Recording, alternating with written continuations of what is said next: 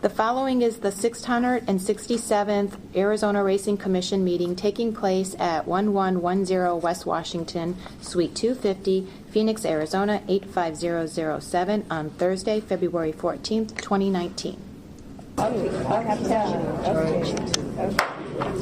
like to call to order the 667th regular meeting of the Arizona Racing Commission, February 14th, 2019. I welcome our new commissioner, Chuck Cooper. Thank you very much.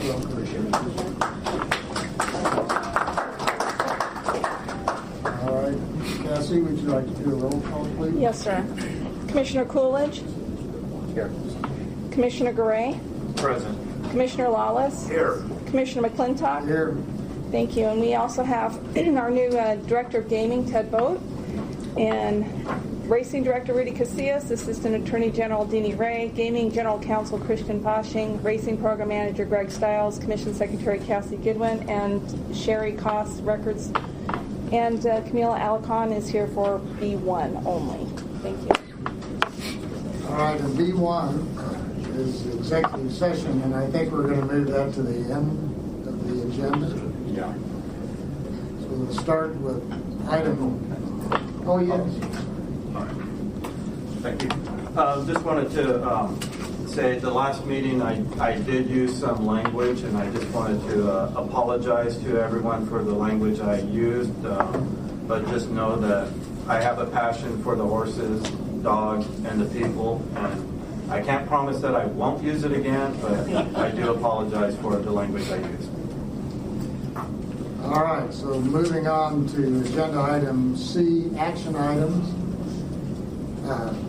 Item number 1, with a little reverb. Item number 1 is the election of Racing Commission officers for 2019. Any discussion?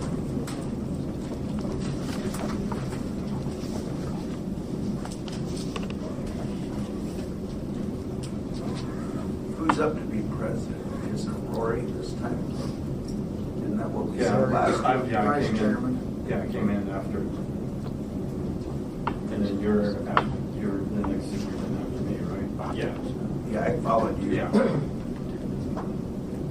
So the pattern typically it would have been me and then you as vice chair. That's fine. Do you need a motion?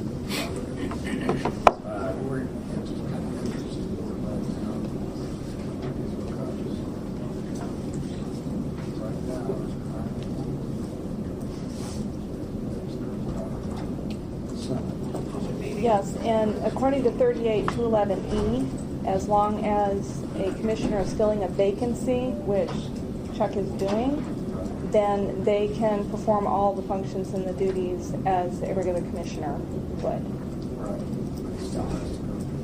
Right. But he can still vote, yes, within the year. And he can still vote, he can still participate, and that's why he's sitting up here today. Oh, I got it. Okay. So, So I move to nominate myself as chair and Tom as vice chair. We need 2 separate motions, Okay. please. Then the first one, just for myself. And who's my second?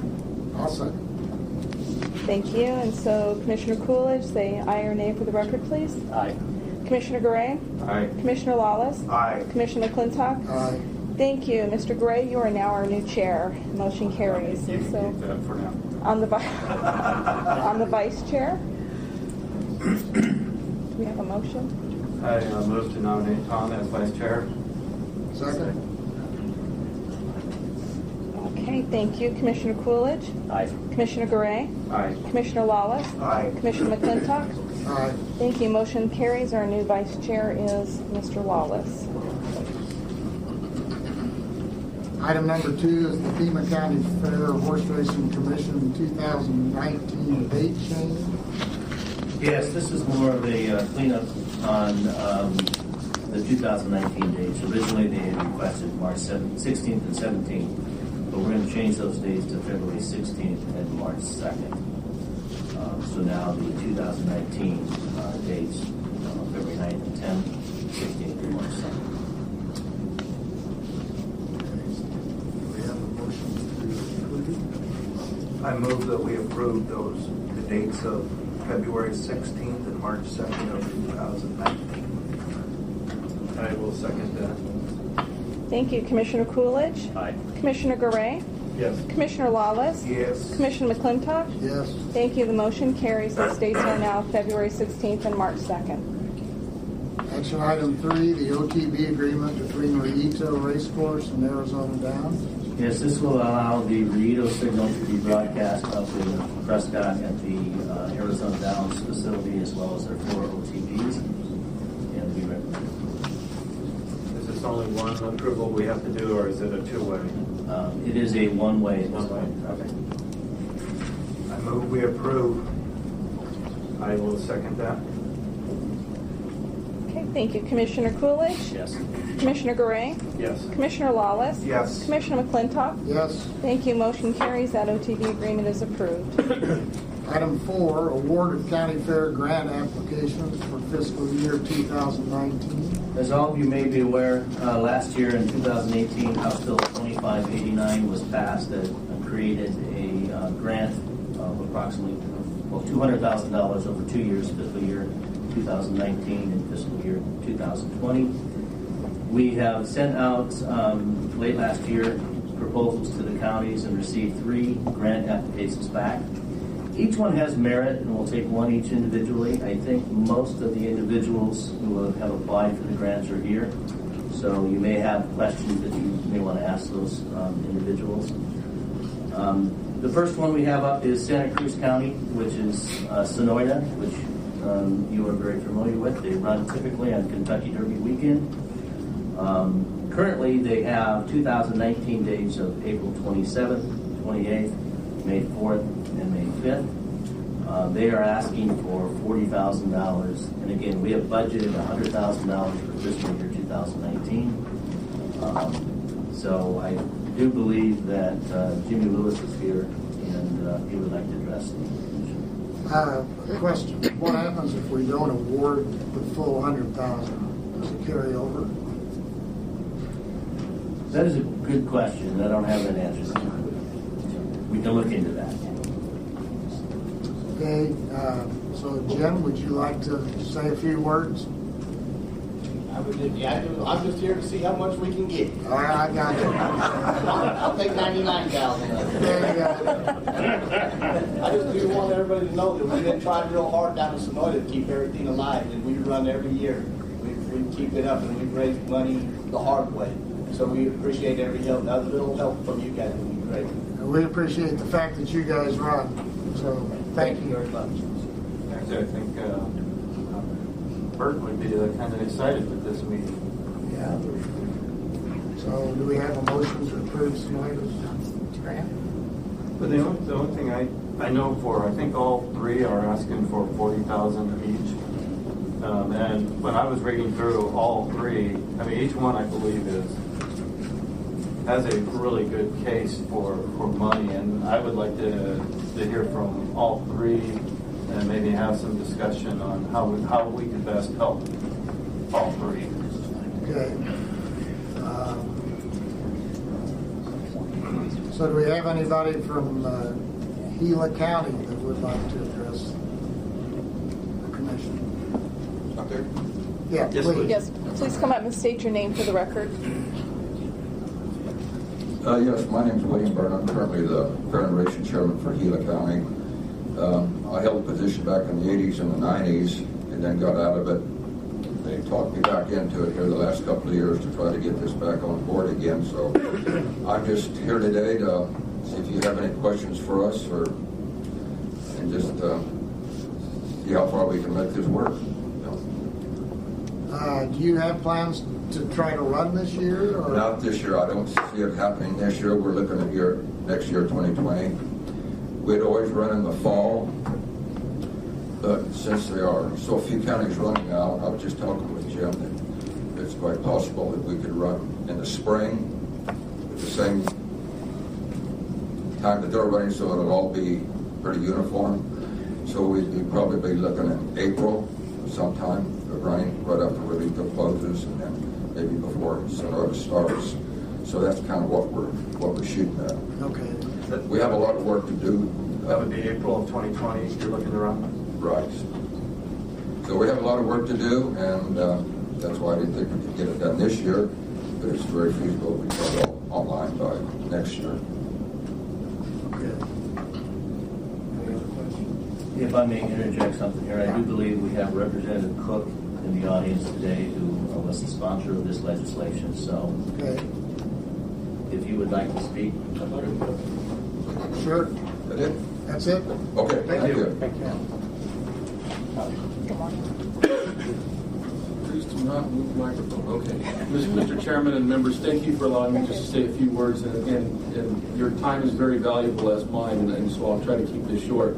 I ran this bill because in Gila County, where I live, I remember taking my children to the racetrack, and we would have the Joe Bassett fraternity race, which we would all be excited for, and racing was alive and it was well in rural Arizona. And the problem is when we went into the downturn, of course, a lot of funds got swept and money was taken away. So as I listened to the constituents, we called up 6 counties that had horse racing, and I'm proud for the county that continues that on, but we asked them, what is the problem? And they came back to it's money. A lot of problems always come back to money. So this program was derived by what do you need, what are the ranges that you need to get horse racing started within a year, and we came up with, they had targets between $40,000 and $60,000. So we made a cost share program. I like people that have their own investment invested as well at risk as our state taxpayer dollars. So when we had those races in Gila County, the stands were packed. It was good, wholesome sporting activity. That racing is in my blood, my family's blood. And so I asked myself, how can we return this? Because those stands are empty today.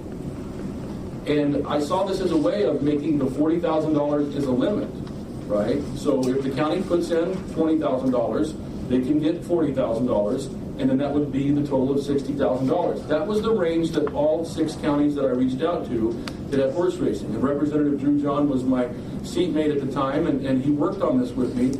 And so this is a tool that we saw. Because what happens is out there we have county supervisors that tell their constituents, why don't we have racing anymore? Well, it's the guys down there at the legislature. They took our money. So this was a program that we could say that the county supervisors in these counties can put up some wherewithal and monetary from their county, and then we could share that cost to make sure they had an investment. So I would hope that you would approve all 3 applications, and I hope that we grow from 3 to more in the following year. And the one question about the money, if we don't use it, you tell me, but if that money's not used, then yes, it rolls back over. We can fix that. Okay, good. Thank you, Mr. Chairman. Thank you, members. And thank you for pushing this. And it would make a previous chairman of this committee, Mr. Krugel, very happy to see this. I remember sitting here year after year hearing him talk about the county fairs, and I know he passed away a year or so ago, but he would be very happy, and thank you for what you've done. Thank you, Mr. Vice Chair. So what happens in the community, you brought this up, that what makes you feel good is that the ladies from the banks, right? The tellers, the bank managers, those people that handle money. When you walked up there to the pari-mutuel, betting windows, right? Those are the people that staff that stuff. The Lions Club is out there raising money for their charities, right? Selling soda pop and stuff. It's just a good event out there, and so we appreciate it, and we hope that this is one of those sparks that gets that fire going back in rural Arizona. Thank you. Thank you, Mr. Chairman. Do we have anybody from Cochise County? I spoke with Jackie yesterday, and she indicated, I didn't know you guys were going to ask to speak, but they had a conflict in the schedule with her, and then the 2 other people that were potentially going to come got the creeping crud that's going around, so they're sick. So I said, please don't come in and share it. Okay. I could add to this.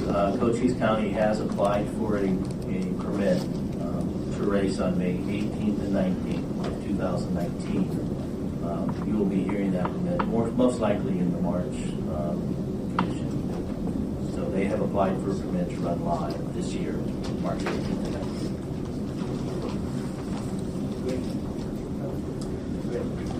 So out of the 3, we have 2 that are going to run this year, and then the other one is until next year.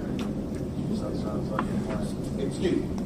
Yeah. For Douglas, I've been in touch with them guys all the Sorry. time. State your name on the record, please. My name is Jim Lewis from Thank you. Sonoyta again, and I've been in touch with Nikki down in Douglas all the time, and they're anxious to run. They've got their racetrack in pretty good shape. I've told them they got to get a hold of Greg where he can come around and tell them where they need to fix a few little things if they need it. I've been over there. The site looks good. They come to Sonoyta and we have meetings over there. We've started the Arizona County Fair Racing, the association. We've just elected new officers, and Jim Collins was supposed to be here today because he's the new president. And I mean, we're all Globe and us, Yuma. Everybody's been involved, and everybody's been talking to him. So Douglas really wants to run this year. Okay, how about, Jim, if we give you $34,000 and the other two counties $33,000, would you live with that? Or, I mean, we got $100,000 to Well, I can live with it, but I'd rather have the 40. And I'll tell you, and I'm here for Sonoyta, and the one thing that I will say about Sonoyta is that we've been doing it. Right. And so I think that we have to look at that for us. We lost $28,000, in the horse racing. Not last year, the year before. And then I came on and we changed things. We lowered the purse money. We did some things in there to where we could come out a little bit even. But we're things sure have struggled, and every year it's a struggle. I think that Sonoyta deserves whatever we can get. All right. I appreciate you guys. We really do, and we hope that horse racing's alive and well in this year in 2020. Thank you. Thank you. Well, I have a question for the Gila County Fair. If we were to give 40 to the other two that are going to run this year and only gave you 20, how much harm would that be to you getting up and running for 2020? I don't know.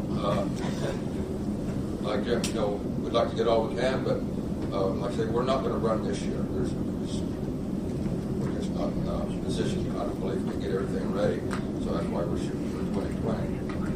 But this first year will be upgrading a lot of things, different things, a lot of things back online. Our track, camera towers, judges towers, limitations. It's going to be quite expensive, but I fully understand, and that's probably for myself. I read through all three applications, and all three are worthy. And to me, the hardest thing is I don't have enough money to give, so I blame that on the legislature. But I work on that for the next year. All three of them are extremely worthy, and I would love to give all three 40, but we don't. We only have $100K to give. So I think between us or amongst us, we need to figure out how we would want how to handle this. Mr. Chairman, can I make a comment on that? Sure. Okay. Please. Thank you, Mr. Chairman and members. This is just an idea I just had. If I was to receive a letter from this board and the members, and thank you for spending your time to do this, if you would issue, how are you determined to issue the funds? And then if I was to get a letter explaining the problem of your applications, right, and your lack of funds to cover those applications with any limits you have, then I can see what I can possibly do to help fix that. Thank you. That's a good Thank idea. you. That kind of helps us through 40, 20. I think that would be. Well, And I'm sorry, may I have each one individually so we can do the Okay. proper Okay. So we're record doing- keeping? so Santa Cruz is Yes, sir. That's the full 40. yeah, Okay. I move to grant Santa Cruz County Fair and Rodeo Association the full $40,000 that they have requested. Second. Thank you. Commissioner Coolidge? Yes. Commissioner Garay? Yes. Commissioner Lawless? Yes. Commissioner McClintock? Yes. Motion carries. They have been granted 40,000. I move to grant Gila County Fair Racing Commission 20,000, and that we then also work to send a letter to let the legislature know the issues we have, and hopefully they can help us resolve that, granting them 20,000 for it this year. Second. Thank you. Commissioner Coolidge? Yes. Commissioner Garay? Yes. Commissioner Lawless? Yes. Commissioner McClintock? Yes. Okay, motion carries for 20,000. I move to grant $40,000 to the Cochise County Fair Association. Second. Commissioner Coolidge? Yes. Commissioner Gray? Yes. Commissioner Lawless? Yes. Commissioner McClintock? Yes. Thank you. Motion carries. They have been granted $40,000. And thank you for showing up, and thank you for being willing to work with us so we can help this grow even better and make our state a great state. And once again, I want to reiterate that these counties are available to apply next year for the grants as well as any county that has a population of under 800,000. Action item number 5, 2019 amendment to OTB agreement between Rillito Racecourse and Turf Paradise Racing LLLP. Again, we did this last year. This will allow the Rillito signal to be broadcast to Turf Paradise and the OTB network as well. And then the second item, which is C6, will allow the Turf Paradise signal to be broadcast down at Rillito. So you're taking each one individually. So this is just like what we did last meeting with Arizona Downs and Turf. That's correct. Okay. Both parties have amended their 2018 agreement to allow for the 2019 season. I move we approve. I will second the amendment of the OTB agreement between Rialto Race Park Course and TTP Racing LLLP. Thank you. Commissioner Coolidge? Yes. Commissioner Gray? Yes. Commissioner Lawless? Yes. Commissioner McClintock? Yes. Okay, that amended agreement is approved between Rillito and Turf Paradise. And action item number 6, 2019 amendment, excuse me, the OTB agreement between TP Racing LLLP and Rillito Park Racecourse. I move to approve the 2019 amendment to OTB agreement between TT Racing LLP and Rialto Racecourse. Second. Thank you. Commissioner Coolidge? Yes. Commissioner Gray? Yes. Commissioner Lawless? Yes. Commissioner McClintock? Yes. Okay, that motion carries, and that amended agreement is in place for TP Racing Rillito. Agenda item D, 1, legislative update. Good morning, Mr. Chair. For the record, Aidan Fleming, Arizona Department of Gaming. Does everyone have a copy of the bills in their packet? I just want to make sure that every time we're going to go, they have a copy. Does the staff have a copy? All right, we'll get right into it. Mr. Chair, we're on day 32 of the legislative session. 1,289 bills have been dropped so far. An important date coming up is February 22nd. That is the last day that bills can be heard in their chamber of origin. All the bills that I'm going to be going over today have not yet received a committee hearing, so that will be important for these bills to continue, that they do receive a committee hearing. So we'll start out with House Bill 2416. This is a larger taxation bill. However, there is a racing component, and that small component in this 70-page bill is a couple lines that are pretty important. It says, well, it places a 2% tax on simulcast wagers. Essentially what that would be doing is that live race tax would be extended to those simulcast bets. So someone betting at an OTB in Arizona on an out-of-state race, other states tax that. Arizona does not. This would be extending that tax. It would essentially, when we ran the numbers, it would be about $1.9 million what that tax would raise. Again, this bill does not have a committee hearing yet, but it's something that we wanted to track and let you know. The next bill on the agenda is 2576, Racing Handle Breeders' Award Fund. This is Representative Cook is the sponsor. It's a shame he could have came up if he left already. I don't know if he's still here, but he could have given the update himself. But what this does is it allows each racing, or requires each racing permittee to pay 1% of the handle collected by that permittee to the Department of Gaming for deposit in the Arizona Breeders' Award Fund. Again, kind of helping the horsemen. The question I still have on it that I'm still researching is if it's 1% of the live racing handle, that would be about $118,000. If it's 1% of the total racing handle, that would be about $1.5 million. So as clarification, I'll make a few calls and get it for you and email you that answer, but it's something I'm still looking into. All right. Keep moving on. The next bill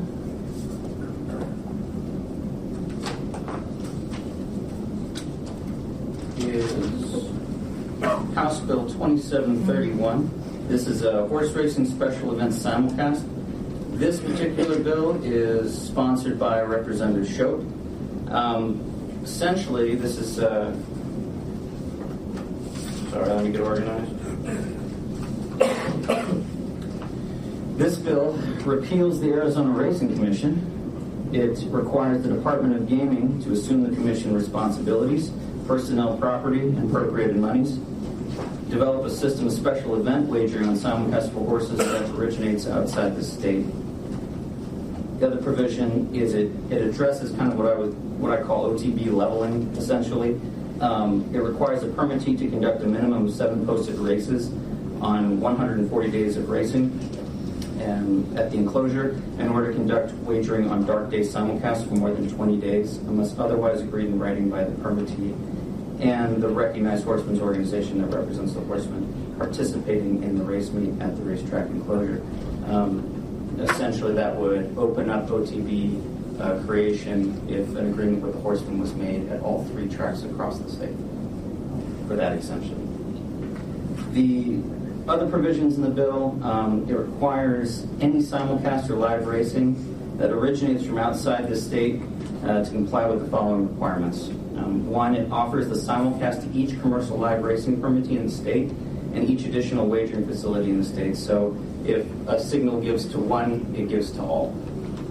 The second requirement, it requires a percentage of the rate to be paid by each commercial live racing permittee in the state and by each additional wagering facility to receive the simulcast, and shall be the same percentage or the same rate.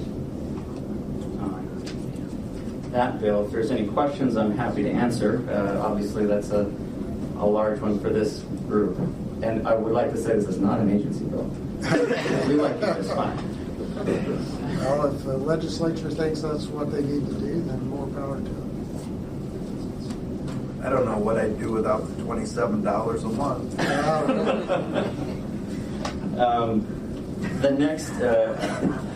The next bill is Senate Bill 1144. This one is racetrack ejections, exclusions, and process. This is sponsored by Representative David Farnsworth. This essentially does 2 things. It allows the stewards or the director of the department to have the power to remove or exclude a licensee from the racetrack. Currently, that isn't in Arizona's rules. Other states have it. Illinois, I think half a dozen others at least, have something to where it does that. Some do, some don't. The second provision is it requires the Racing Commission to adopt rules that include a process to ensure due process rights. So if the director or the stewards decided that it was good to eject that individual at the time, they could appeal to this commission and bring their case before the commission to make the final decision, essentially. So it's a 2-part process. Like I said, this is a bill that's a provision that's in many other states, but not in this one. With that, Mr. Chair, that concludes all the bills I have to update you on today. If there are any questions, I'd be happy to. You got one more, Cassie? You have on here Senate 1232. 1232. I might have removed that one last minute. This is a ALJ, Administrative Law Judge. Essentially what this does, if there is an issue with the commission, you can go to an ALJ for an appeal. If the ALJ brings back a recommendation that then is overturned by, I would say, the department, that creates, this bill 1232 creates kind of an intermittent process where before Superior Court there's another appeal in the middle.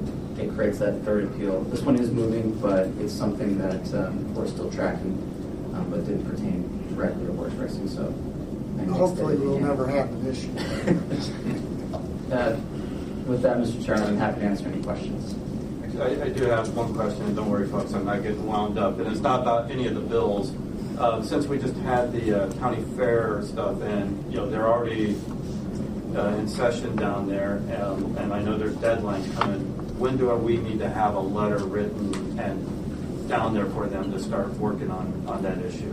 Mr. Chair, sooner the better. Essentially, I think that if you're right, the last date to submit a brand new bill is already passed. That date's gone. However, there's vehicle bills. If they want to do this as part of a bill process, you can put it in a bill, and you can do a striker. However, probably the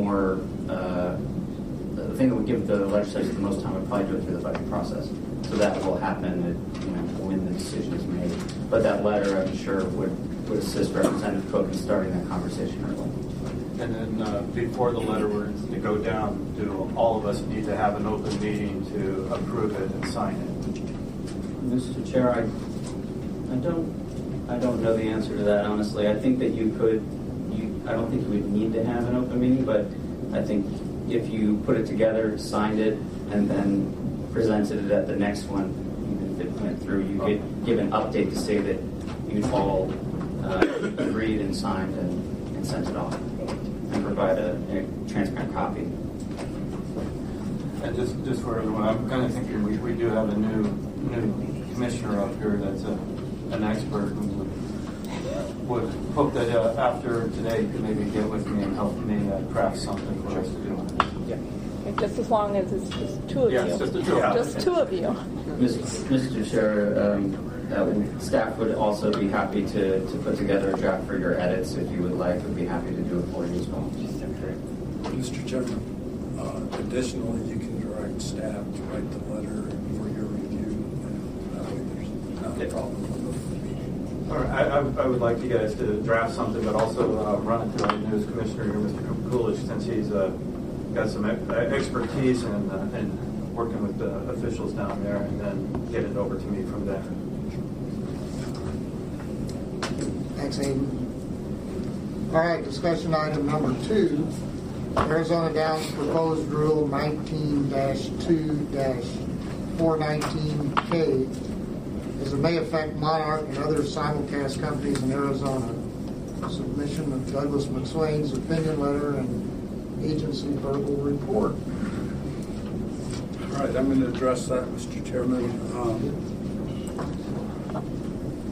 Do you think I need to read Arizona Downs proposed rule, or does everybody already understand it? Pretty much. Okay, so I'm going to bypass. Could you turn the mic a little bit closer to you? Thank you. How's that? Thank you. All right. I'm going to go ahead and bypass that particular rule. This came about, Arizona Downs submitted the proposed rule basically indicating that it is exempt from rulemaking based on 41-1005-A16, which makes reference to ARS 5111A wagering percentage and to permittee and to state. The rule was proposed because of the Monarch Content Management Company, LLC, a provider of simulcast signals, who has refused to market certain signals to additional wagering facilities, OTV facilities, for Arizona Downs. The commission then asked that the division provide a report regarding this proposed rule. We had done some research. The division does not consider that ARS 511A authorizes regulation of non-licensed third party regarding marketing and simulcast signals. The statute does not directly govern the transmission or marketing of simulcast signals between permittees and signal providers. Therefore, the division does not concur that the exemption exists for the proposed rule under ARS 41-1005-A16. The exemption has been used under 41-1005-A16 pursuant to ARS 5111A over the past years when the division increased or decreased the RWA. That's a percentage of handle to the state. So that's when it was applicable. However, in this particular instance, we do not feel that it's applicable under this exemption. General authority over a non-permittee. Monarch is not a permittee or licensee of the commission. The statutes do not give express authority to the commission to regulate Monarch. The commission has no leverage or authority to impose restrictions or obligations of Monarch under its current statutory scheme. Therefore, the Racing Division believes that such authority would have to be expressly delegated to the commission by the legislature.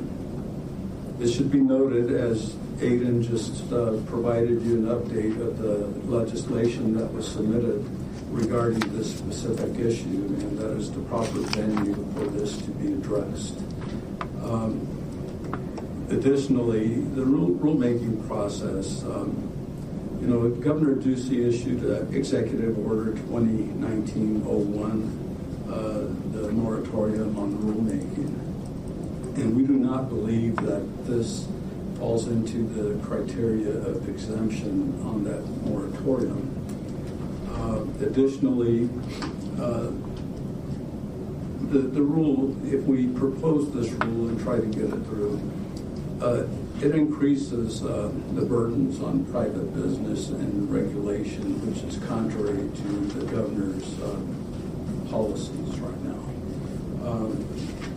In closing, bottom line, public comment is always required in normal rulemaking process. In view of the fact that the rule would affect other constituents, including a non-licensed third party, it is the position of the division that it would be inappropriate to adopt the proposed rule without using the process which ensures receiving and considering all public comments. So the division does not concur with Arizona Downs' proposed rule. Thanks, Director Casillas. And sounds like, based on the legislative update, that you guys have now gone to the proper authority, and hopefully you'll get your bill passed. May I be heard on that? Absolutely.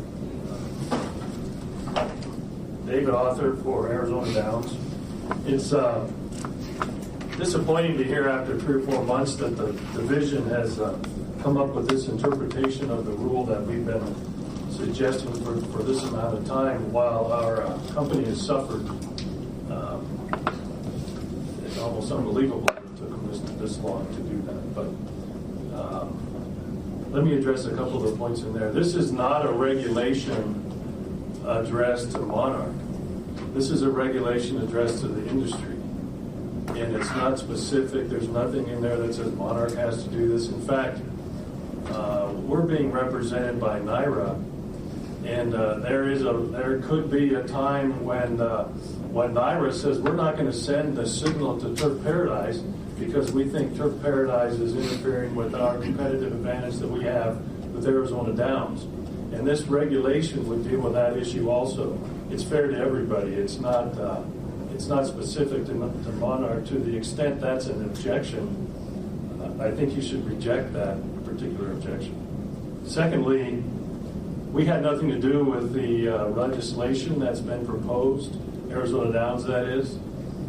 We found out about it a couple of days ago, and the first thing we did was we attempted to reach the sponsor, Representative Shope, and we said, we are going down the regulatory path right now, and we don't want the commissioners to throw up their hands and say, we don't have to deal with this now because you're going to go legislatively, which is what the chairman you just asked.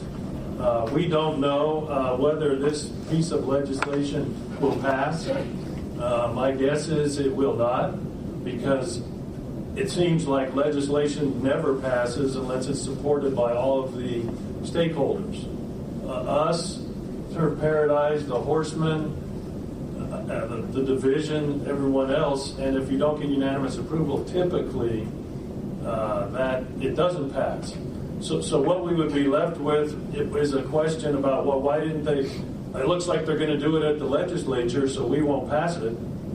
So you folks won't pass it. And then the legislature doesn't pass it, so we languish for another God knows how many months or years waiting for this to take place.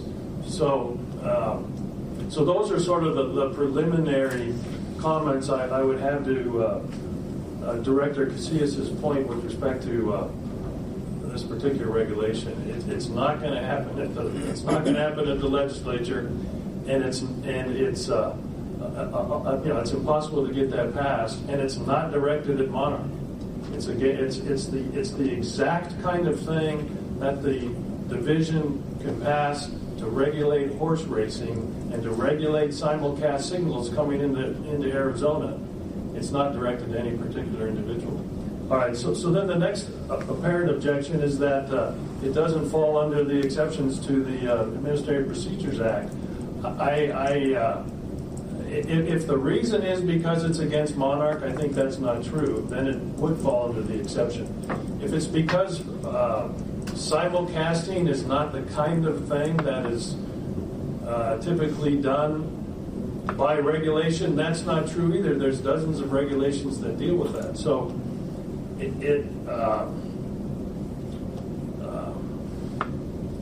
let me back up one second. So we contacted Representative Shope, who brought up the legislation, and we said, we've got this problem. We're afraid that the commission will punt on this. And he sent through a letter, and I think it's coming if it's not here already. And somebody just handed me this, but I don't know how to turn it back on. But the letter says, because I'm not smart enough, the letter says that I, Representative Shope, believe that it's very important that the signal goes to all permittees. Secondly, I do not object if you want to take a parallel track that says regulation on one side, legislation on the other. That's okay with us. So he's not, I want you to all understand that the representative is not suggesting that he has, here's the letter, thanks. As you know, it is of the utmost importance to the survival of Arizona horse racing that all permittees have the opportunity to receive the same simulcast signal. To allow one permittee a signal and deny it to another sets up an unfair competitive advantage and ultimately perpetuates the current horse racing monopoly that is destroying the industry in Arizona. In order to correct this situation, I have introduced proposed legislation that in part requires any out-of-state signal provider that sends its horse racing signal into Arizona to make that signal available to all permittees at an equal cost to each. The legislative process is difficult and uncertain. Just today, after I filed my bill, I became aware that there is a similar proposed rule change working its way through your commission. I welcome this development. The proposed rule you are considering is important to the long-term viability of horse racing in Arizona, and I fully support its passage. I am not alone in my support of this, as the Horsemen's Benevolent and Protective Association wholeheartedly endorses this rule also. Again, I applaud this proposed rule change and encourage the Commission to pass it as soon as possible. We are on the verge of dramatically improving this industry so important to Arizona. Let's complete the effort by taking this necessary step. So, in any event, there can be this parallel track, and we ask you to do so. To scuttle this on the most preliminary of preliminary ideas, that somehow it's not an exception to the Administrative Procedures Act, it pretty much blows off and blows out the whole merits of this discussion. Is it a good idea? Everyone in this room, I think, says it's a good idea. Is it something that has been done in 5 other states? Yes, it has. Is there any reason why, is there something that Arizona Downs has done that would make you wonder why you should pass this rule? No, there isn't. We had this talk about our partner Corey Johnson not being appropriate. Corey Johnson offered to resign one of your commissioners asked me to bring that up, and Monarch rejected that offer. So that won't get you the signal if Corey resigns. Corey was in litigation with Kentucky Downs against Monarch. All of that litigation is settled. We approached them one more time. They settled the whole thing, paid a bunch, everybody's paying money. And we brought them up again, and they said, no, that's not going to get you the signal either. So that didn't work. They wondered whether we would ever open, so Ann McGovern and all of us have been here every month for a year showing you what we've been doing, and we've already spent approximately $9.5 million, I think, on the track and on the clubhouse and on the barns and everywhere else. We're not going to use it for a soccer field. I mean, we're going to run, and we're going to run in May.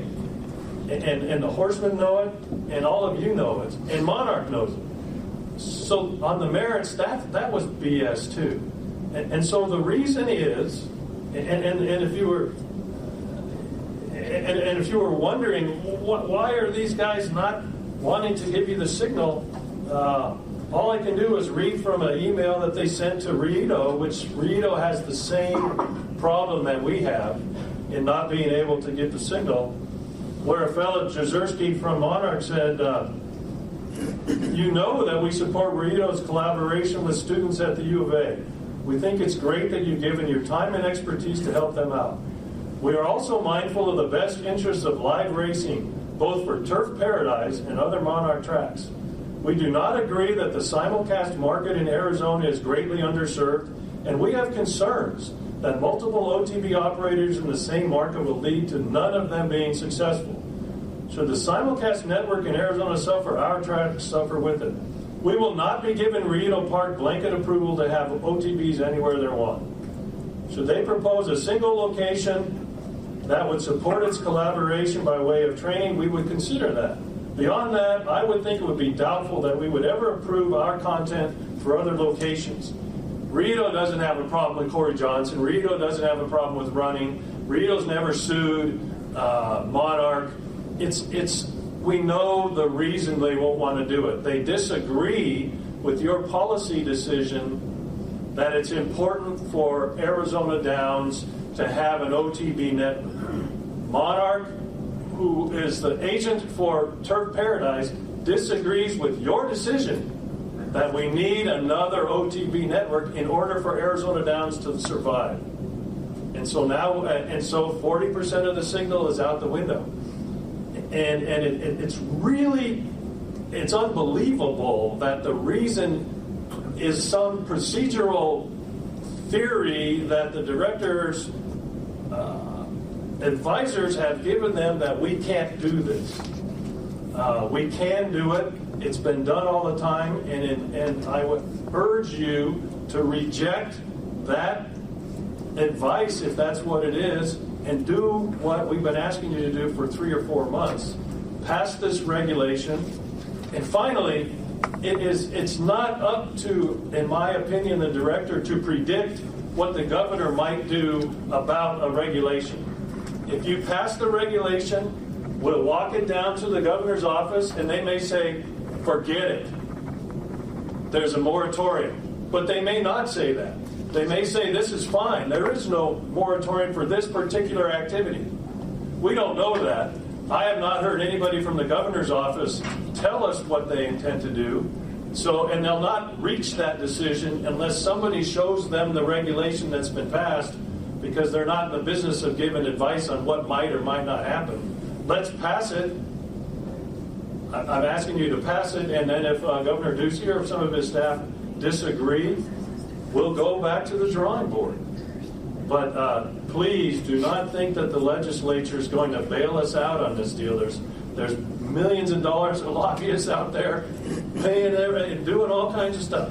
And we don't have a really good feeling. And again, it wasn't even our bill. I found out about it 2 days ago. And so I urge you to pass the regulation as submitted. We'll see what the governor says, and hopefully Monarch will comply. Thank you. Mr. Chair, can I respond, please? Any questions or? Any questions? No. Thanks, Dave. Okay. All right. Based on Mr. Adler's commentary, First of all, the commission does not have the blanket authority to adopt this rule just because they proposed it. There's procedures that have to be followed. The Administrative Procedures Act has to be followed. With the moratorium in place, basically what occurs is a letter is drafted to the governor's office seeking exemption from the moratorium, explaining to them what it's all about and why they believe it's an exemption to that moratorium. So that's where you get the approval initially, whether you can proceed or not proceed. But then if you do get the green light to proceed from the governor's office, then you have the authority to direct the division to draft the rules, go through the GERT process, and get the public comment from everybody, all parties involved. And that's the process that is used. Like I said, under 41-1005A-16, the exemption for 511A, basically for the percentages to the permittee and the state, not to just adopt any old rule. So it does not apply with the exemption that they're proposing to. You can have the parties brief this matter and provide you briefs from all the parties involved so that you have full information so you can decide, do you want to propose this rule exemption to the governor's office or not? So you have some options there. You do not have to make a decision to adopt a rule which you don't have authority to do to begin with. But we could propose something to the governor to see if he was acceptable to it. You could.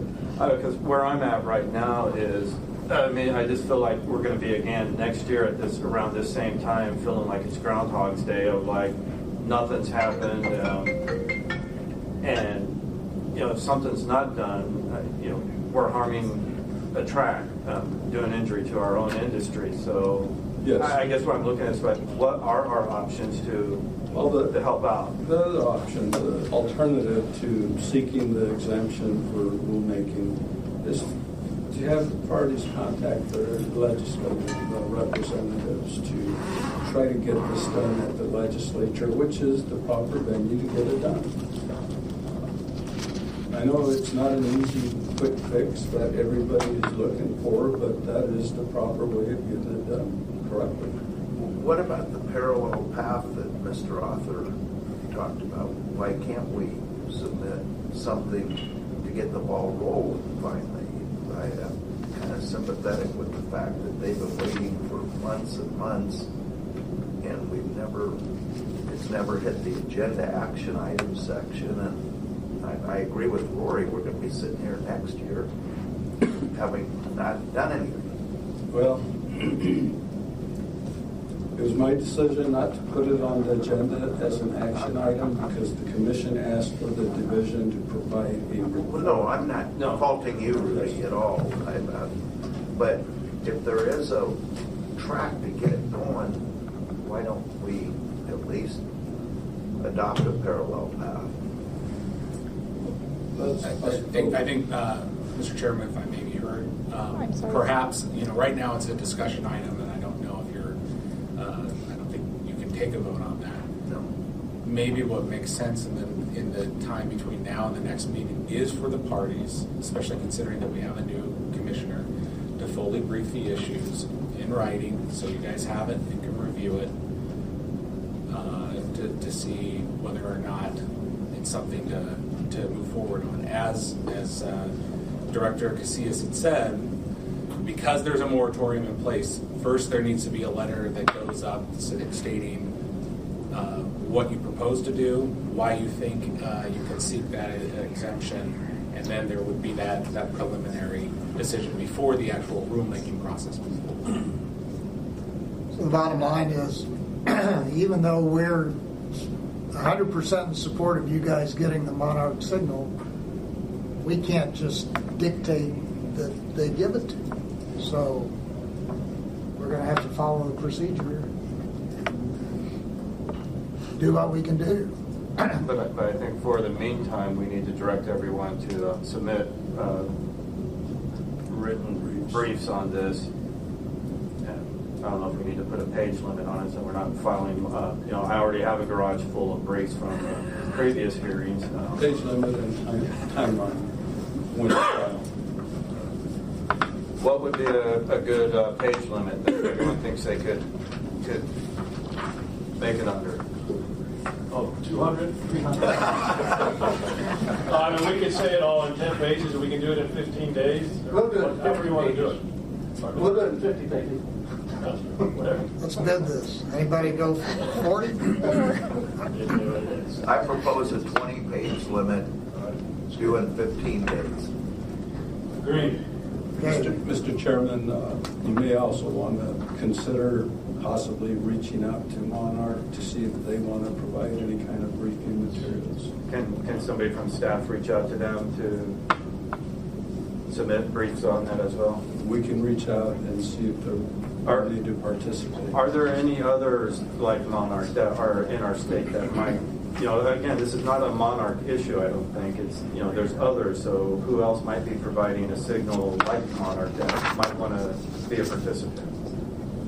You have indicated or heard that, if I'm correct, Arizona Downs is represented by NIRA. Right. So, maybe just look to see what else is out there and see if they would want to participate as well.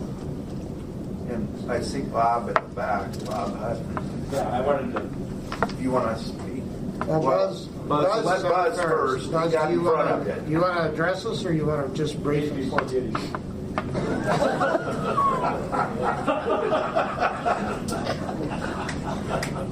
Buzz, do you want to say something, please? Buzz Alston, Mr. Chairman, Mr. members of the commission. I think I can maybe help you a little bit with the way forward. There's two or three things that you've touched on that you have to remember, and that is this. You have no jurisdiction at all over Monarch. You can't force them to do anything that they don't want to do. You can't regulate them. You can't intimidate them. You can't do anything like that. The second thing that you have to keep in mind is that Monarch doesn't need Arizona, but Arizona desperately needs Monarch. And we've got to continue to work with Monarch all the way around if we can, because we cannot risk losing Monarch in the state of Arizona. And believe me, they don't have to be here. We need them. Now,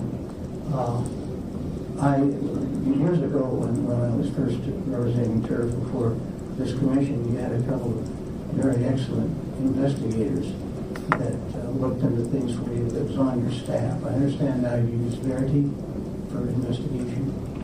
I would suggest that you have your investigators contact the Monarch people and ask them why they don't want to do business with Arizona Downs. That's their position. They don't want to do business with Arizona Downs. And you might want to find that out and find out just what that's all about. And maybe it can be fixed in such a fashion. I have talked to Mr. Dorsey. I know why. Well, I know what he says about that. So that may be something that your investigators can look into.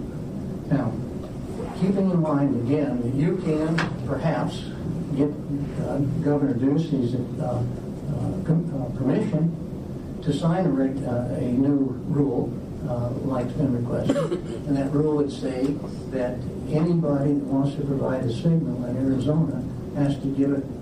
If they give it to anybody, to give it to everybody at the same cost to everybody. I won't go into that, the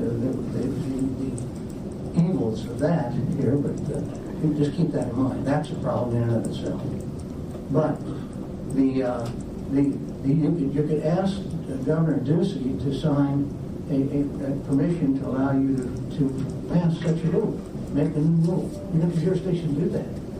And you can enforce it against the permittees in Arizona. You can't enforce it against Monarch. So here's what you will have to tell Governor Ducey.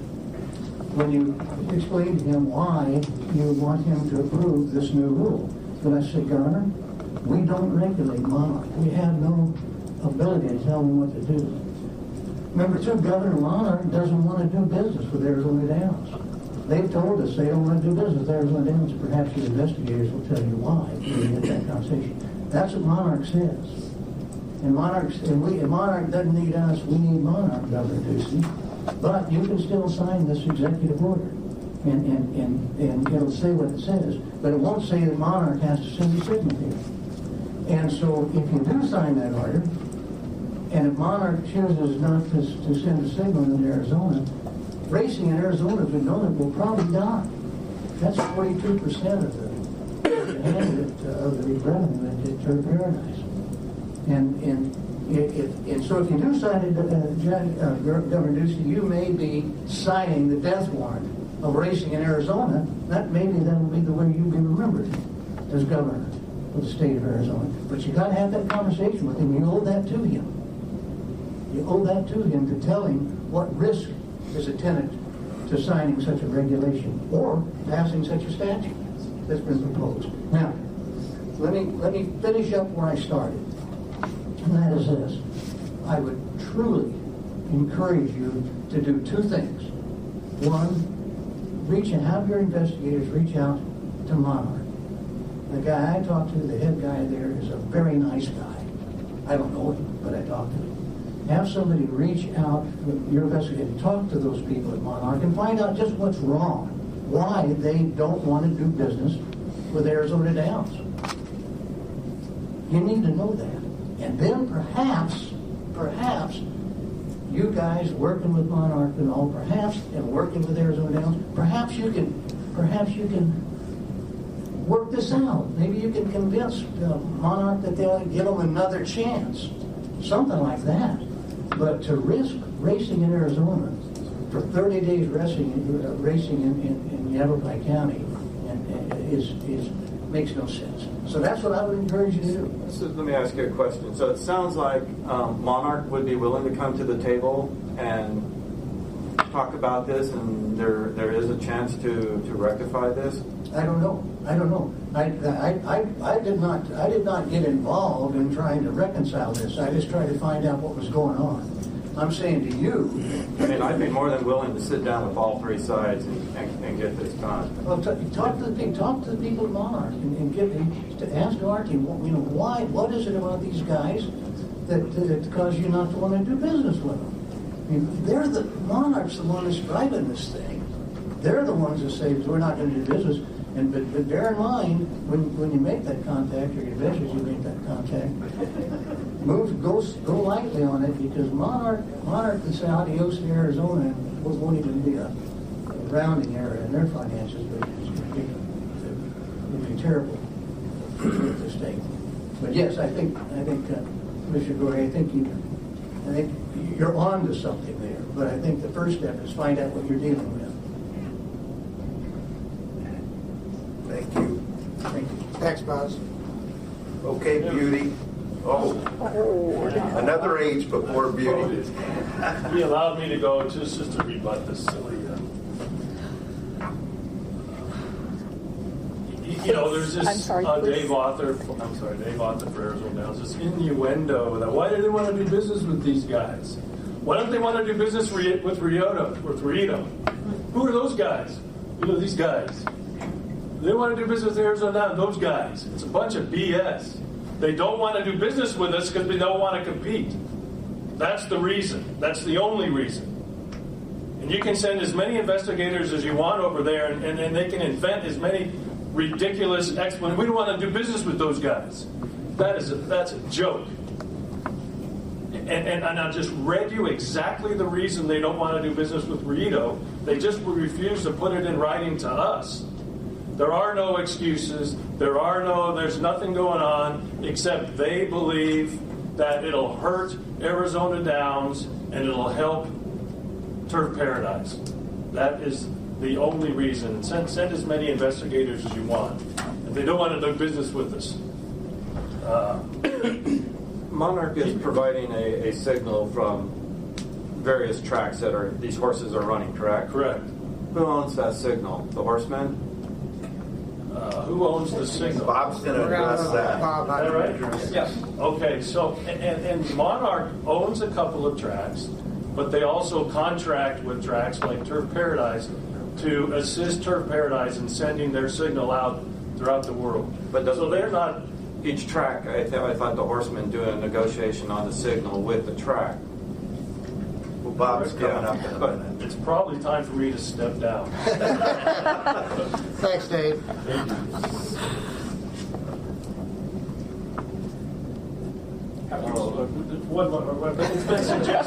It's been suggested to us that Dave Author.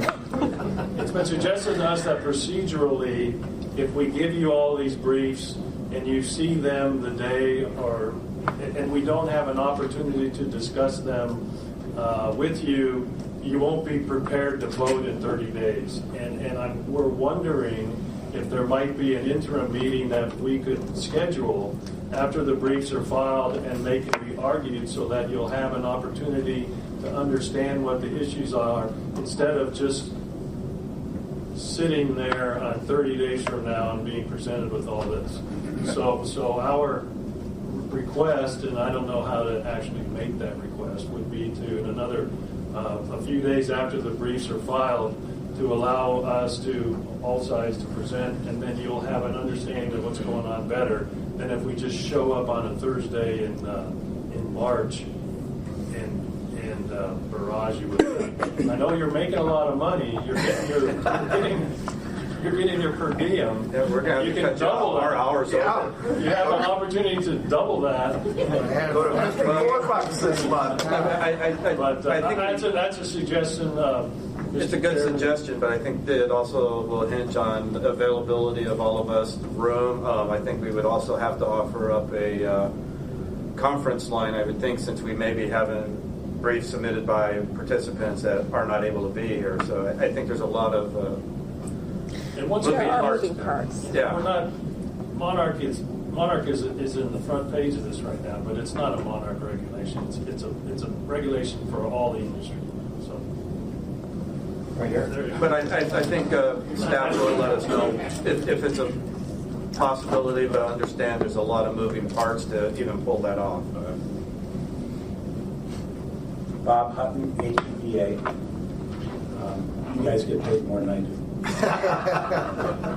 I just wanted to say that we are in full support of not only Arizona Downs, but all the racetracks as far as having the opportunity to survive and be on a level playing field.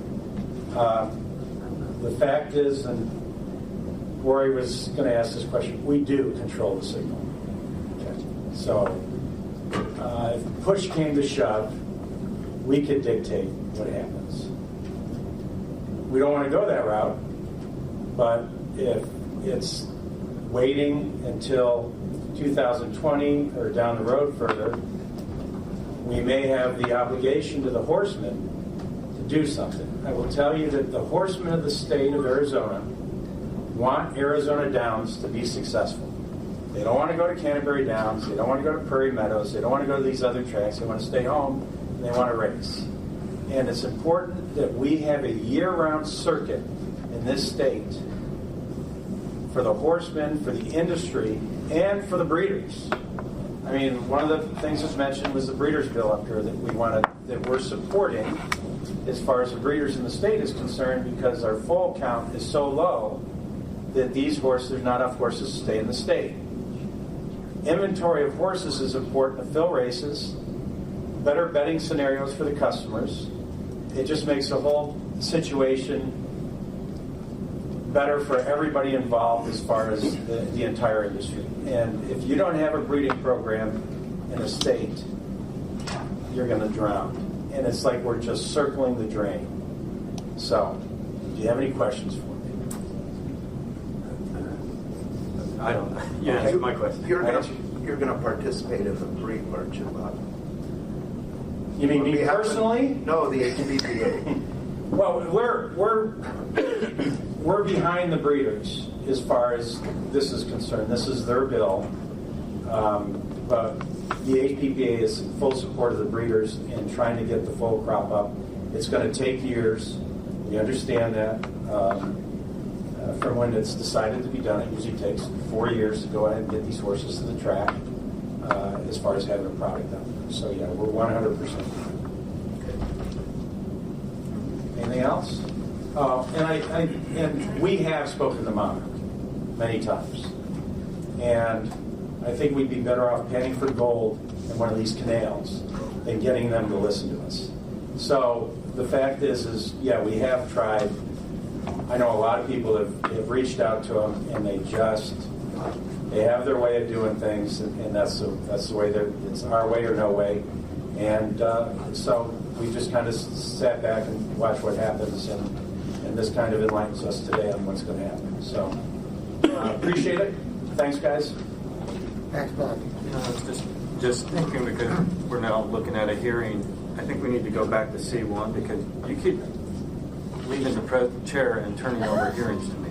You're in charge. It's been voted and approved. Too late. You're it. We do have Mike Bates signed up for this item. I don't know if Mike wants to say something.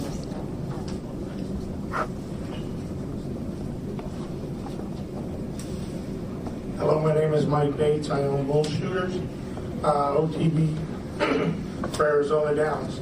I thank you for your time on this. I'll just bring up a couple things that's costing us thousands of dollars. I've hired someone to run that area, which is basically dead without those. Every day, people walk in and walk out. You don't have Santa Anita, you don't have this track, you don't have that, and they leave. Some stay and bet 1 or 2 races and that. For 10 years, Turf Paradise recruited us. I said, no.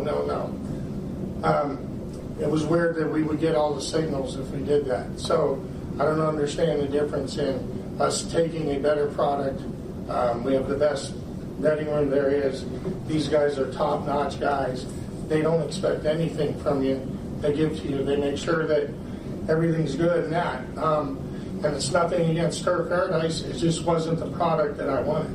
So by me choosing another product, we lose out on this. We lose thousands of dollars. We lose business. There are times where we have a 2-hour lapse where there's no tracks going. Who's going to come in and sit there and wait to bet? Times when we have one track, they're waiting 25 minutes to bet. So we're a business. We're in Phoenix, Arizona. I listen to these meetings and watch them, and it keeps getting pushed off another month and that. I know it's sometimes out of your hands and that, and I don't understand the full process. But businesses like myself and the other off-track betting, they're dying. And these guys have put a great product out there. They're working on Arizona Downs. It's beautiful. And I don't understand why something can't be done. It's ridiculous, because in every other field you can't have a monopoly, and that's what's going on here. So I thank you for your time. And Thanks, Mike. Sure. I move at this time we take a 5-minute break. Okay, Commissioner Coolidge? Yes. Commissioner Gray? Definitely. Commissioner Lawless? Yes. Commissioner McClintock? Okay, we are on a break at 11:13 a.m. recess. Okay, we'd like to reconvene the 667th regular meeting of the Arizona Racing Commission. Cassie, would you like to call the roll? Commissioner Coolidge? Here. Commissioner Garay? Here. Commissioner Lawless? Here. Commissioner McClintock? Here. Thank you. And the time is 11:22 a.m. for the reconvening. Okay. Mr. Chair, with the last things we were discussing, and actually, could somebody please close the door in the back? I have maybe a couple ideas to propose for us to maybe look at. One would be to have the briefs, 20 pages or less, submitted within, I think, 15 days, and they would go to the commission secretary so they could be then disseminated. And a second parallel path would be to have Commissioner Coolidge reach out to Monarch and the parties to see if during this time, if there is a possibility of them coming together at the table and coming up with a negotiate and put this to rest without us having to then go further. Commissioner Coolidge does not have a dog or a horse, if you will, in this race, and I was looking at the work he's done. I think he would be suitable for such negotiations or talks with the parties. We need a motion. Can we take a motion on it's not an action item, so there's no motion, it's just a directive and suggestion. I think it's a good idea. Let's do it. I heard a second. No second, thank you. All right.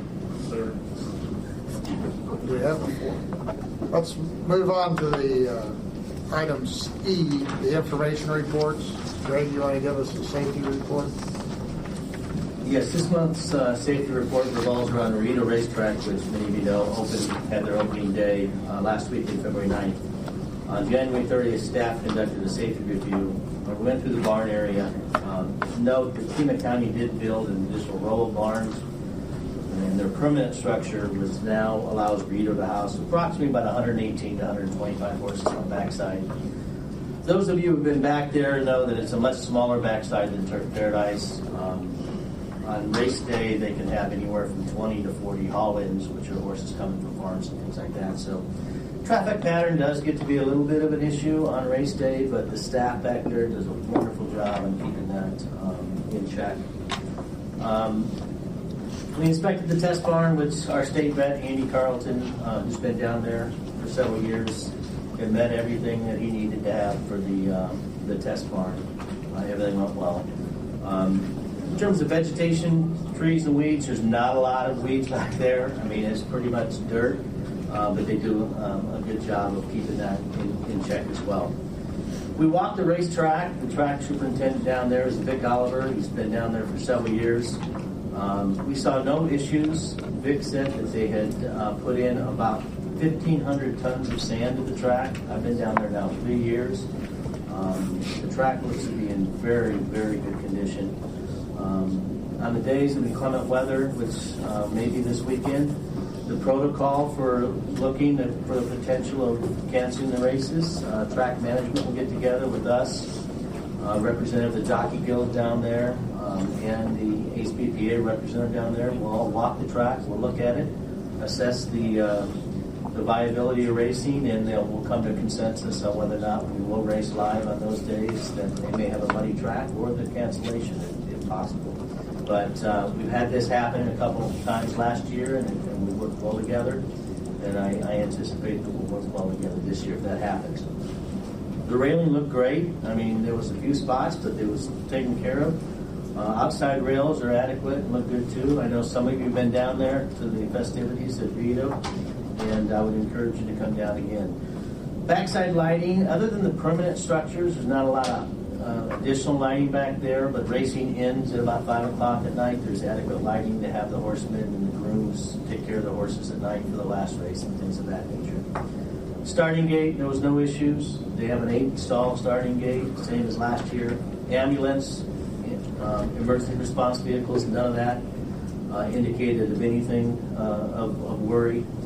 There's not a warning system on the track, so that has always been a little bit of a concern, but the stewards have taken matters in their own hands. If there is a situation, we have radios to alert the outriders. We have air horns to signal in case there's a horse that may go the wrong way or something of that nature.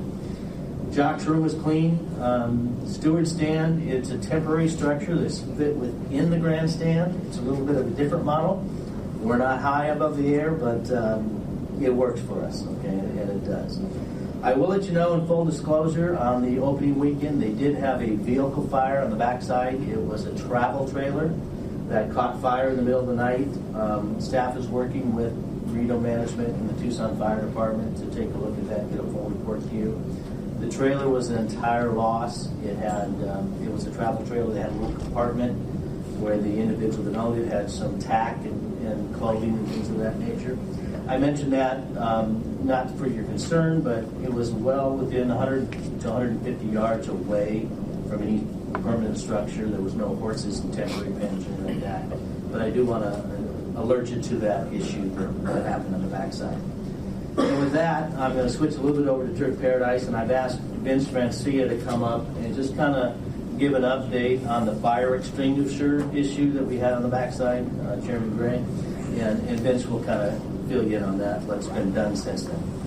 Well, just real quick on Ring Up. Do you feel, you've been back there, do you feel there's adequate fire extinguishers and all that there? You know, I'm going to work with track management. There was so much going on during the opening day that I really just didn't pay attention to that. But this weekend I'm down there on Friday, and we'll address that. Remember, this is a county-owned facility. It's not private property, so it's maintained by the county. And I would presume that the Pima County Board of Supervisors have that taken care of. May I address that? Sure. Jay Wells with the Rito Park Racetrack. Did want to mention that we are a county facility, and not only are the fire extinguishers and everywhere for code, but we are required to inspect them once a month and turn that into the county. But the biggest thing that I want to say, and especially the reason I stepped up was to take the opportunity. The fire department actually has a location at the track. So literally on the northwest corner of the racetrack is Tucson City Fire Department. So ambulance service, fire department service. The fire department was on it right away. I happened to be there. It was late, about 8 o'clock at night, but we were still wrapping things up. They did a fabulous job, and the way the stewards handled it the next morning, addressing the issue, etc. So we were very proud and grateful, more importantly, of the way that was handled. And anyway, just wanted to clarify that.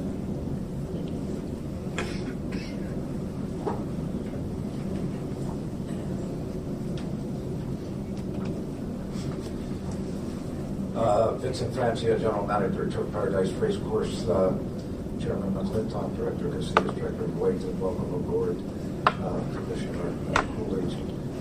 Let me zero in on the fire extinguishers. They were the concerns of Commissioner Moray the last meeting, and thank you for bringing those to my attention. And I'd like to quickly add, should you see something else, you have my cell number, just bring it to my attention, and I will take care of it. Let's take a look at the fire extinguishers on the backside. There are 62 of them, and when Commissioner Gorey brought to my attention that not all of them were certified, not all of them were current, I had the firm out that does that business, and that is Standard Fire. But and to correct the situation, so all the fire extinguishers in the stable area are current, as well as the 74 in our building, for a total of 136. But in addition to getting the situation corrected, I wanted to know how this happened, because Standard Fire has been with us for years. And when they came out in September, as they always do, and they do so before the horses come into the backside, they were working with 2 new employees, and they weren't sufficiently versed in the ins and outs of the backside, which is, after Commissioner Gorey brought it to my attention about some extinguishers, I went back there with my security director, and we would go down some roads, like K Row, and everything was perfect. But then we would go to the H's and J's, and it was sporadic. And they were very apologetic. They corrected it quickly. They sent an email to me on February the 1st that everything had been re-inspected, it's current, it's compliant. I emailed that email over to the department. In addition, what Standard Fire does is not just fire extinguishers. They do the full scope of anything to do with fire at a race course. That includes the covers on our grills, anything to do in the kitchen, backflow preventers, which the stable area has to have in order that the water does not go back into the water supply system. Anything to do with the sprinkler system, anything to do with fire, they do. So I asked them to send me, which they did, that which they send to the fire marshal, which then goes on to the city of Phoenix. I received that yesterday. I forwarded that to the department so that the commission has it, so that the director has it. In addition, I think another concern was smoke alarms in the rooms' quarters. There are 87 of those. They have all been replaced with new ones, each room. Now, they're battery-operated smoke detectors, but an ongoing challenge we have that we haven't resolved, and the only way we will be able to do that is with the help of the horsemen, the HPPA, is these are battery operated, because sometimes the batteries are there and they're not there. More importantly, something Commissioner Gray, I think you noticed, was plastic bags over the smoke detectors. That, of course, makes them non-functional. The reason why they do that is the room wants to smoke in the room.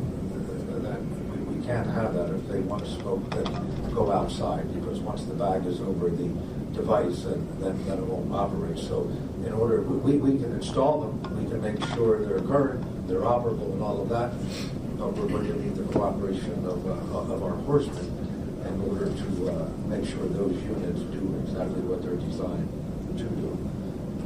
If there are any questions? No, I just want to say thank you for at least looking into this and getting it taken care of. I think going forward, I do think we need to have, or at least should be submitted to the department, these type of reports, the fire company that came through, because if there's something wrong, I want to know who was responsible.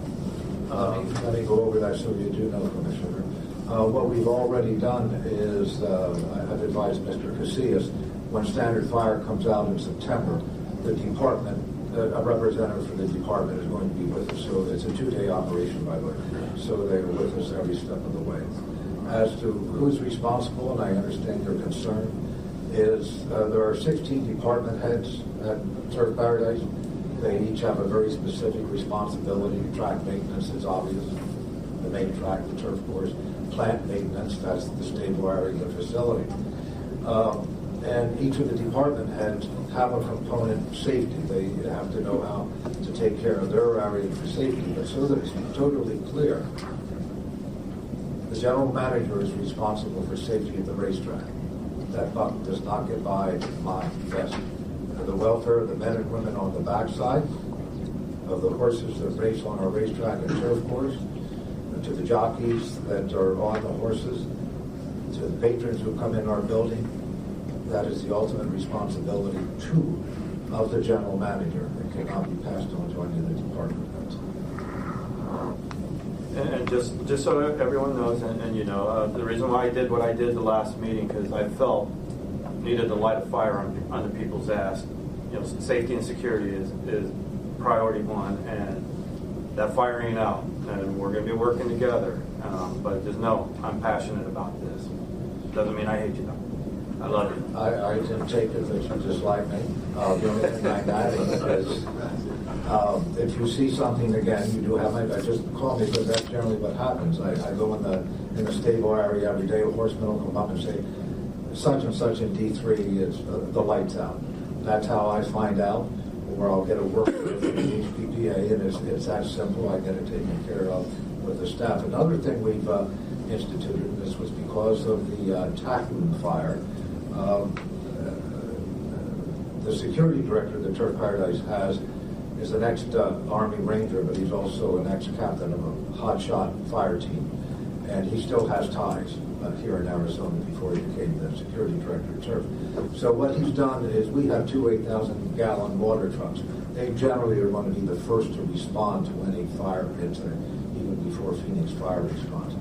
So instead of having just a garden hose that can be attached, no. What he has done is he's secured 2 50-foot sections for each of the 2 water trucks. It's a fire hose that can be hooked up to the water trucks, and since we're the first ones to respond, get there immediately and put any fire incident in the stable area. Extinguishment. Thank you. Thanks, Vince. Thanks, Vince. You bet. It's okay. Information item 2, budget report. Director Casillas, how are we doing on the budget? Well, we're doing fine right now. There hasn't been any major changes. The season's been up and running, and don't anticipate any financial issues at this time. Thank you very much. Actually, I have a question regarding the budget, because I know a year and a half or so ago, in one of the safety reports, it had been suggested or recommended to hire an additional veterinarian out at the track, and also safety steward. And then all of a sudden, as rereading the article, I forget the name of it, but it was in the Arizona Republic. I remember us having a meeting where it was said, you know, we were going to be out of money, and then all of a sudden, magically, a month later, we have money.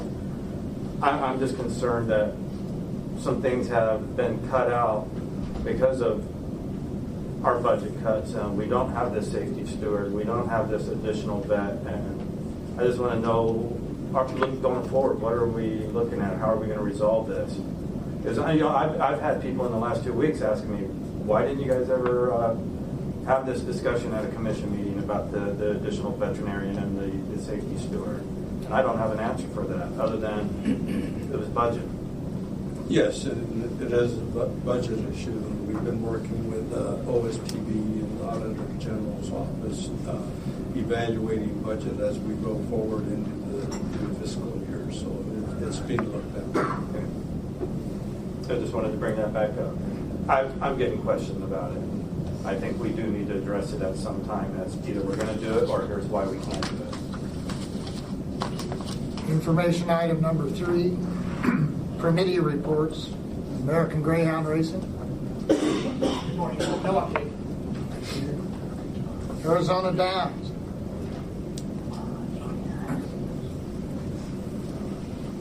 Good morning, Mr. Chairman, Commissioners, and welcome to our next commissioner. Glad you're here. Thank you. State your name, please. Oh, I'm Ann McGovern with Arizona Downs. Let's start with a few of the latest updates at the track. We have our track consultant, Dennis Moore, and surveyor, Dean Johnson, at the track again. This will be their second trip to Arizona Downs, and they continue to work on resurfacing our racetrack, getting it back to grade. We're analyzing different soil amendments that will add to the track. And I just want to point out that Dennis and Dean are two of the premier experts in their field, and they are the gentlemen that other tracks call when they have issues with their track. They are the guys that bring tracks up to safety standards. They're the guys that get them compliant with the anti-ARA standard safety and integrity accreditation, which we plan on adhering to this year. I just feel very fortunate they're the guys that are on our team. We have 2 department head announcements to make today, both subject to the commission approval. One is a racing secretary, Randy Norman, who has over 30 years of racing experience in the industry, will be a racing secretary. He is most recently, the last 10 years or so, been in the Kentucky circuit. He's worked at Churchill Downs, Keeneland, Belterra, also has done stints in Charlestown, has worked with quarter horse racing as well as thoroughbred racing. I think he'll bring a new element, a new level of professionalism, and maybe a new set of eyes to our sport in Arizona. In addition, we've just made an offer to a mutual manager. Her name is Kim Pompaselli, another veteran of racing. She has been in racing probably 25 or 30 years.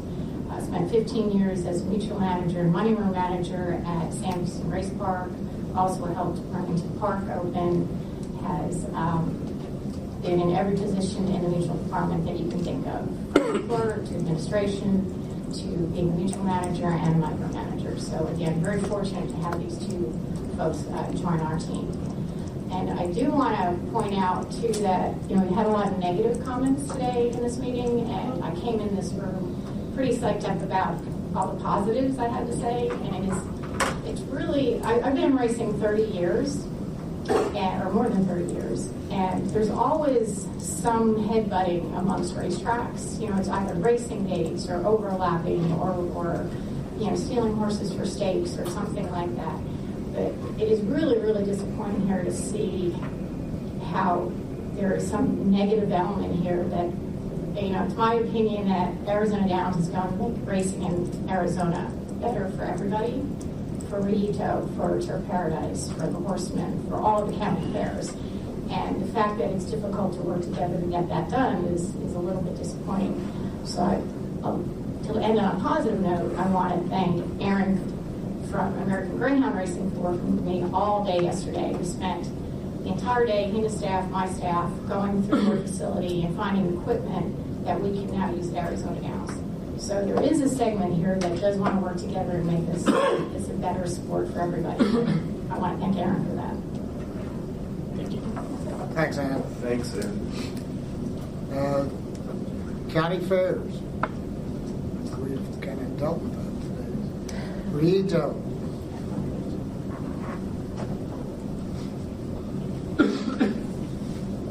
Zach Taylor for Rito Park. Welcome, Commissioner Coolidge. Thank you. Glad you're here. We had our first live weekend this past Saturday and Sunday. It was very well attended. We had 9,000 plus, right around 9,200 is what we estimated, which is a great crowd. As Greg spoke to earlier, the track looks great. Our students are thriving. We've got racetrack industry program students. We've got some from the College of Ag and Life Sciences. Several high-ranking officials came out to visit and see how the weekend went. And the dean of the College of Ag and Life Sciences is coming back this weekend to bring his grandkids. I'd like to invite all of you to come visit us and see the show at some point this meeting, because it is a show. We did have a couple of opening weekend bumps. Those are all going to be worked out. There was some, before the meet started, there was some misinformation spread about entry requirements to the backside. And I think we've got that all straightened out now. We are requiring Coggins tests and recent vet exams. In part, that leads with our new equine wellness program, which Mr. Dan Fig is going to fill you in on in the call to the public. And I just want to let everybody know, social media campaign, hashtag Viva Rito. So all across your social media platforms, you can jump on, and that'll kind of link you into a lot of the fun stuff that's happening at the track. Does anybody have any questions? Whoever did the drone, I saw it on Facebook the other day. Whoever did the drone footage, the horses racing, and then the video of the backside, and then the large crowd, and the music that they selected to put with it, that was outstanding. We're lucky to have the students as a resource, because we have a larger social media team than any major track in the country. There's about 6 of us running around with cameras, interviewing people, engaging with the community, and that's what it's about. Down there, we're not, 12 days, we don't have enough to do it just on that alone, so we have to engage, and we have to be important to the community, and we are. And to speak on that, we did 76,000 live on track for Rito, 3,600 on Santa Anita Import. So that shows you people are coming, and they're coming to bet on the races at Rito. And we're very proud of that. Anything else? No, thanks, Ian. Thank you. Tucson Greyhound Park. This isn't on a positive note. Alicia Heiser of Frederico, Tucson Greyhound Park. We're very happy that Rito started racing again in their 12 days. And Rito has the simulcast contract for the OTVs now with Turf Paradise. But for some reason, Rito doesn't want the signal shown in Pima County, and has told Turf Paradise not to send a signal to Pima County for our OTVs. So we'll be missing that this year, where all our people and all our customers were really excited that it was going to be running again and they could wager on it. They now can't wager at our OTVs. They do have to go to their track, which means that they're probably missing other tracks that we show in simulcast. We're hoping that maybe Rito changes their mind on this and sends it out to everybody. It would make, I know, my customers very happy. But my OTV in Benson is doing well. We had our grand opening. They're definitely a horse OTV, not too much a dog OTV, but it is rural, so that brings those all in. And they had a grand opening and T-shirts and buffet, and it went really well. So, thank you. Thanks, Alicia. And happy Valentine's Day with the new husband. Turf Paradise. Anything else to say? Good to go. You need to look at whoever did that video footage and have them come out and do the wiener dogs. Actually, the wiener dogs have requested the use of a drone this year. Cool. Okay, information item 4, the optional industry stakeholder updates. Arizona Counties Racing Association. Arizona Greyhound Association. You'll be watching my dogs next week. Arizona Quarter Horse Racing Association. Arizona Thoroughbred Breeders Association. Nothing to report at this time. Thank you. HBPA. And last but not least, the Jockeys Guild. We've seen them once. All right, item F, commission reports. Yes. Are there any current events that are affecting the Arizona Racing Commission? I think we might have one. I think we probably covered that. Any items to be placed on future agendas? Okay, so the last item G is the call to the public, and the only one left is Dan Fick.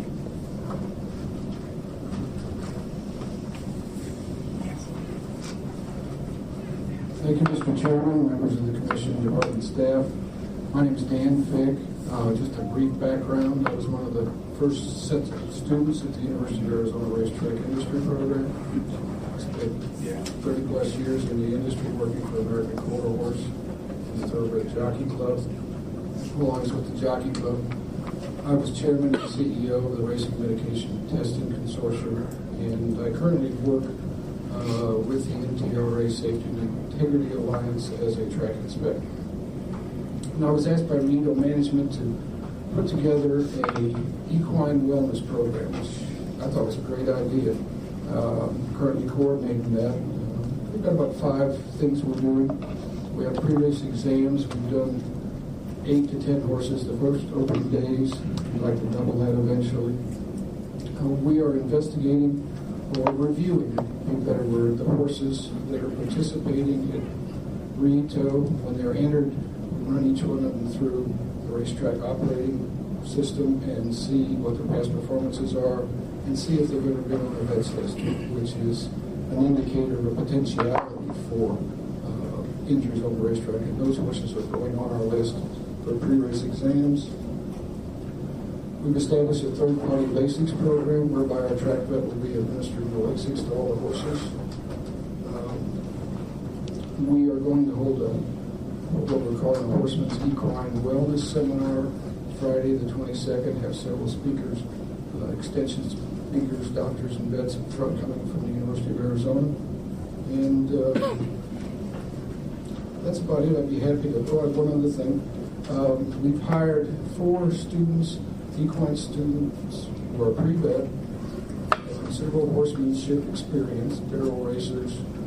One gentleman family races horses, and we've hired him to a position called the Stewards Field Safety Aides. And they are doing a lot of what a safety steward would do.